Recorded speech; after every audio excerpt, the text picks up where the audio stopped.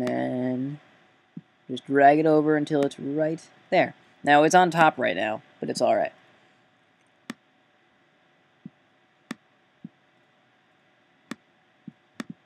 I'm just going to mess with it to see, to get some, there we go.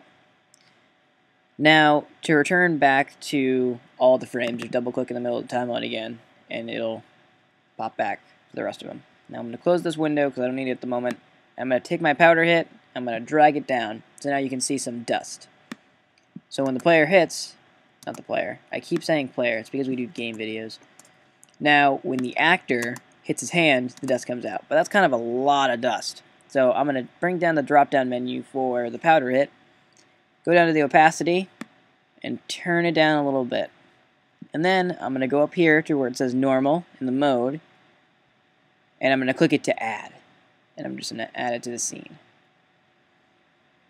You can even do screen if you want it to be a little bit lighter. It's not really noticeable, but it doesn't matter. Some people like to do screen. I'm more of an ad kind of guy. So now when he hits and fades in and hits, there's a perfect smash of dust. Boom. Okay. Now next thing we had true slow motion. And in order to do true slow motion, you need to shoot originally in 60 frames per second. Most cameras can shoot in 60 frames per second now if it's an HD. So all you have to do is go in to your settings and make sure you're shooting in 60 frames per second to start off. Now, to do 60 frames per second, what you want to do is I'm going to split the layer because I'm going to have multiple hits that fade in and out. And then I'm going to click on my video that I want it to happen at. I'm going to go to Layer, Time, Enable Time Remapping. And now when you do that, you get these little dots. I moved the clip over because that other dot was hidden. Now, what you got to do to make it so the dots last longer is you can hide this top layer for now if you're not going to use it. Now you just got to scrub through these dots basically to get it to last as long as you possibly can.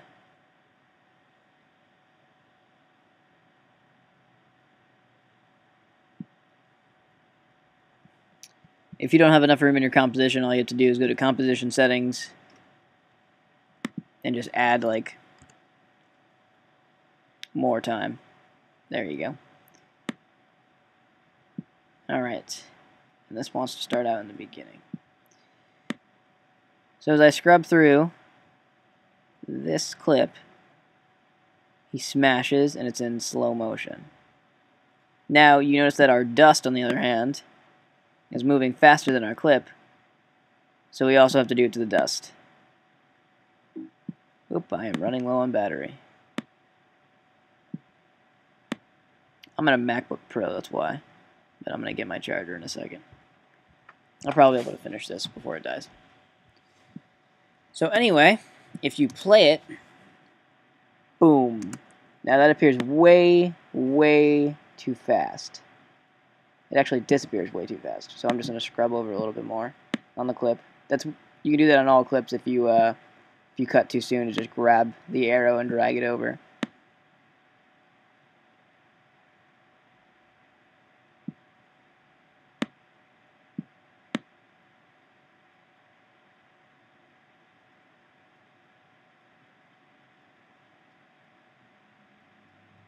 Yep, there's good where the dust disappears.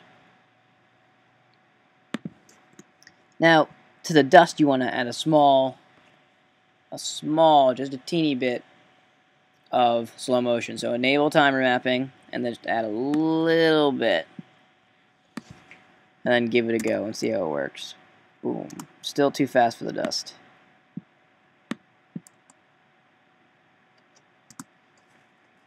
Nope. Now it's too slow. You just gotta play with these, basically. It'll take a little while, but it's totally worth it in the end.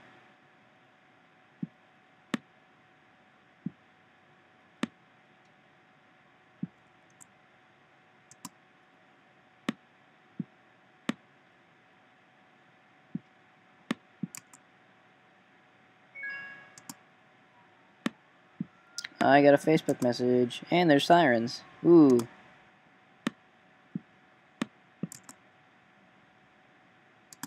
Alright, so there you go. That is basically all we did. And then we took the rest of them and applied the same effect over and over again.